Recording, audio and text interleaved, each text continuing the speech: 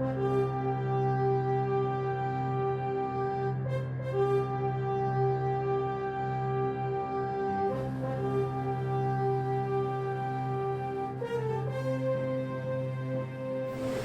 now we're going to go ahead and mark BB-8 with his markings, with his panels. And to do that, you are going to need a picture.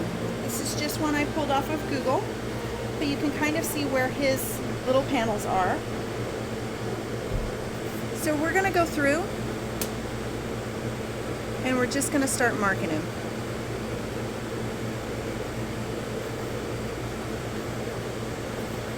Now, if you get to a place where you want to put, like, say, a half panel and you can't quite get down there, you have a couple of options. You can either trust yourself to do it to draw a half circle yourself, or with the patterns that I'm going to provide you, or you can just kind of get in the best you can.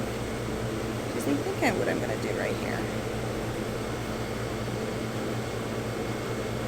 So he's got 4 panels here. Like if we were to square this cake out, you would have 4, and then the 4 offset on the bottom as well. All right. So now this is where our other tools are going to come in. Our veining tool, any other sort of rivets or anything we want to add. This is where we're going to put all of that stuff in. So once again, I will be including a pattern, but I just went and grabbed another round cutter. This one is approximately 1.5 inches. And what I'm going to go what I'm going to go through and do is I'm going to actually mark the insides of these circles just very lightly.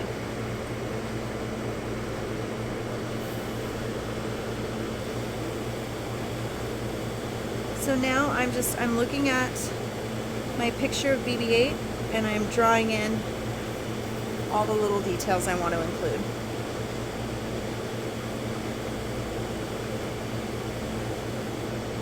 And you have to think that this is really more about texture than it is anything else. Nobody's going to come back and say, well, that's not exactly exact. His panels didn't look exactly like that. You're really looking into putting in that beautiful texture. All right, so we're going to go through and I'm going to put in all that extra detail work on these little panels, and then I'll come back through and I'll show you exactly what we're going to do kind of in between the panels to add the rivets and the rest of the kind of metal paneling look. All right, so you've seen now that I went through and I just kind of added all those little weird, kind of panel markings, little switches and such, and then you want to go through and with your veining tool, you just want to put the little lines in between each of the rounds. You can go through with your so this is just like a number 9 tip. I'm just going through and adding just the little rivets, and I know they're really hard to see right now.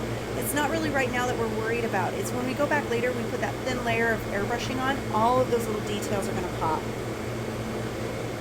And then you want to go back, and this is where we're putting the kind of little round divots in.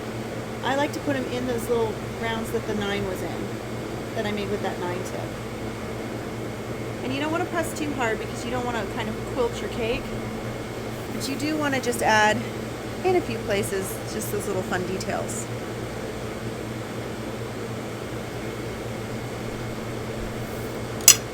All right, so now what we're going to do is we're going to get him painted.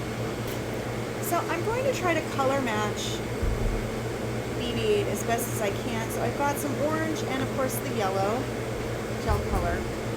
And you want to make a pretty decent amount because the last thing you want to do is make up a very specific color and then not have enough of it. So he's got kind of like a yellowish orange. And you'll notice I'm sort of adding that right to my white.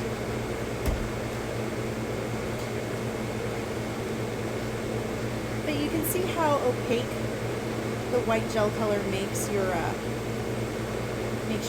paint, for lack of a better word. Alright, so when you're happy with your color, I'm pretty happy with that, you're ready to go.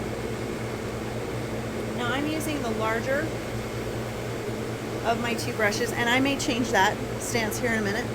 And this is where you have to be kind of careful because it's really hard to clean off of that white once it's on there.